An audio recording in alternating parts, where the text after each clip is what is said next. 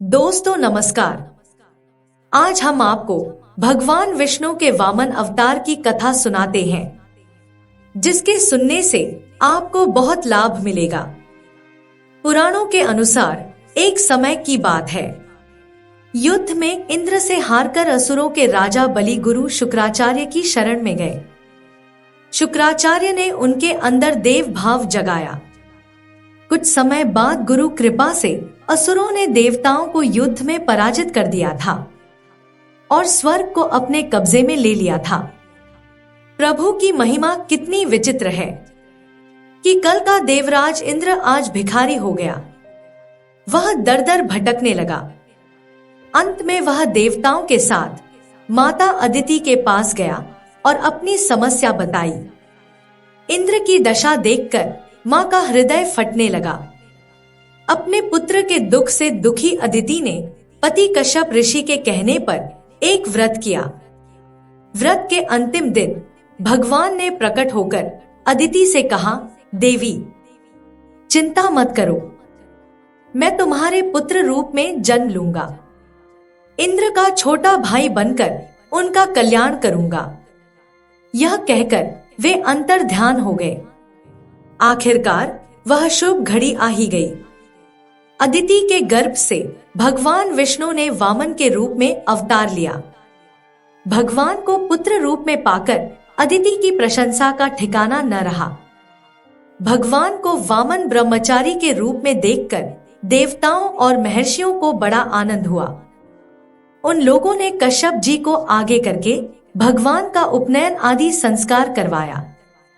उसी समय भगवान ने सुना कि राजा बलि भृगुकच्छ नामक स्थान पर अश्वमेध यज्ञ कर रहे हैं। उन्होंने वहां के लिए यात्रा की। भगवान वामन कमर में मूंज की मेखला और यज्ञोपवीत धारण किए हुए थे। बगल में मृगचर्म था जिस पर जटा थी। इसी प्रकार बौने ब्राह्मण के वेश में अपनी माया से ब्रह्मचारी बने हुए भगवान ने बलि के यज्ञ मंडप में प्रवेश किया। उन्हें देखकर बलि का हृदय गदगद हो गया। उन्होंने भगवान को एक उत्तम आसन दिया। बलि ने नाना प्रकार से वामन की पूजा की। अंत में जब वामन देव जा रहे थे, तब बलि ने उन्हें दक्षिणा के रूप में कुछ मांगने का अनुरोध किया। भगवान वामन देव चुप रहे, परंतु जब बलि नहीं माना तो उन्होंने 3 पग भूमि मांगी। अहंकारी बलि ने सोचा कि ये तो छोटा सा काम है, मेरा तो पूरी धरती पर अधिकार है, मैं इसे 3 पग भूमि दान कर देता हूँ। बलि वामन देव को 3 पग भूमि दान देने के लिए संकल्प कर रहे थे। उस समय शुक्राचार्य ने उसे रोकने की कोशिश की। दरअसल शुक्राचार्य जान गए थे कि वामन के रूप में स्वयं भगवान विष्णु हैं। शुक्राचार्य ने बलि को समझाया कि ये छोटा बच्चा नहीं है, ये स्वयं विष्णु हैं। ये तुम्हें ठगने आए हैं, तुम इन्हें दान मत दो।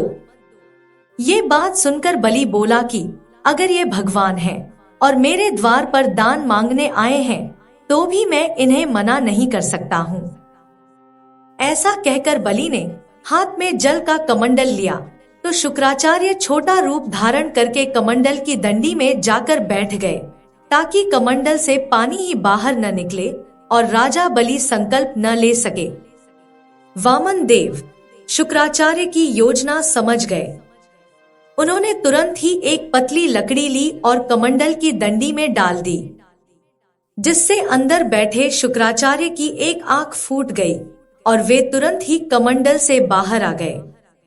इसके बाद राजा बलि ने वामन देव को 3 पग भूमि दान करने का संकल्प ले लिया। राजा के संकल्प लेने के बाद वामन देव ने अपना आकार बढ़ाकर एक पग में पृथ्वी और दूसरे पग में स्वर्ग नाप लिया। इसके बाद उन्होंने राजा से कहा कि अब मैं तीसरा पग कहाँ रखूं? ये सुनकर राजा बलि का अहंकार टूट गया। तब बलि ने कहा कि तीसरा पग आप मेरे सिर पर रख सकते हैं। बलि की दान वीरता देखकर वामन देव प्रसन्न हुए और उसे पाताल लोक का राजा बना दिया। कहा जाता है कि भगवान वामन द्वारपाल के रूप में राजा बलि को और उपेंद्र के रूप में इंद्र को नित्य दर्शन देते हैं। ऐसे परम दयालु वामन भगवान को हम सब नमस्कार करते हैं। इस कहानी की सीख यह है कि जब भी कोई व्यक्ति अच्छा काम कर रहा हो तो उसे रोकना नहीं चाहिए। इस कहानी में शुक्राचार्य राजा बलि को दान करने से रोक रहे थे। इस काम की वजह से उन्हें अपनी एक आंख खोनी पड़ी। जब हम किसी को अच्छे काम करने से रोकते हैं तो हमारी परेशानियां बढ़ती हैं। अच्छे काम करना भी पूजा पाठ करने की तरह ही है। हमें भी नेक काम करते रहना चाहिए। दोस्तों, आपको हमारी ये ज्ञानवर्धक कहानी कैसी लगी? आप हमें कमेंट बॉक्स में जरूर बताएं। यदि आपके पास भी ऐसी कोई प्यारी सी कहानी है या फिर कोई ऐसी कहानी जिससे कुछ शिक्षा मिले, तो आप हमारे साथ उसको जरूर शेयर करें। दोस्तों, यदि आपको हमारी ये वीडियो अच्छी लगे तो आप हमारी इस वीडियो को लाइक शेयर जरूर करें और ऐसी ही दिल को छू लेने वाली ज्ञानवर्धक कहानियां सुनने के लिए हमारे चैनल को भी सब्सक्राइब करें। तो दोस्तों, फिर मिलते हैं ऐसी ही जबरदस्त कहानी के साथ नई वीडियो में। तब तक के लिए धन्यवाद। आप सभी अपना ख्याल रखना।